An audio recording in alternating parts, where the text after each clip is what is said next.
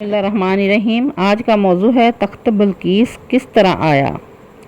ملک سبق۔ بلقیس کا تخت شاہی 80 گز لمبا اور 40 گز چوڑا تھا اور سونے چاندی وغیرہ طرح طرح کے جوہرات موتیوں سے آراستہ تھا۔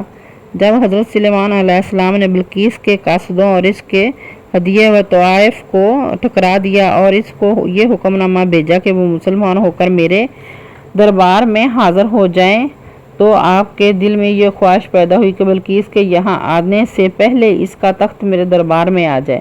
چنانچہ آپ نے اپنے دربار میں درباریوں سے یہ فرمایا کہ اے درباریوں، تم میں کون ہے جو بلقیس کا تخت میرے پاس لے آئے قبل اس کے کہ وہ سب مطلوع ہو کر میرے حضور حاضر ہوں۔ تو ایک سرکش جن بولا کہ میں وہ تخت لا دوں گا قبل اس کے کہ آپ اجلاس برخاست کریں، اور میں اس پر قوت والا اور امانت دار ہوں۔ جن کا بیان سن کر حضرت سلیمان علیہ السلام نے فرمایا کہ میں یہ جانتا ہوں کہ اس سے بھی جلدی وہ تخت میرے دربار میں آ جائے۔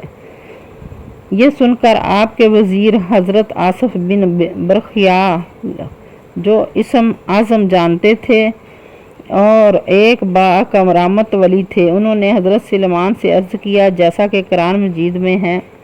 انہوں نے کہا جن کے پاس کتاب کا علم تھا کہ میں اس سے آپ کے حضور میں حاضر کر دوں گا آپ کی آنکھ جھپکنے سے پہلے۔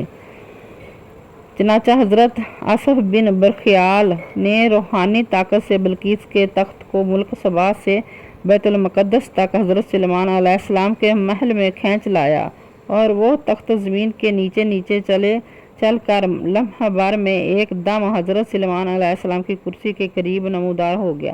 تخت کو دیکھ کر حضرت سلیمان علیہ السلام نے یہ کہا، اے میرے رب، یہ میرے رب کا فضل ہے تاکہ وہ مجھے آزمائے کہ میں شکر کرتا ہوں یا نہ شکری، اور یہ شکر کرے جو شکر کرے وہ اپنے ہی بھلے کے لیے شکر کرتا ہے، اور جو ناشکری کرے وہ تو میرے رب بے پرواہ اور بڑی خوبیوں والا ہے۔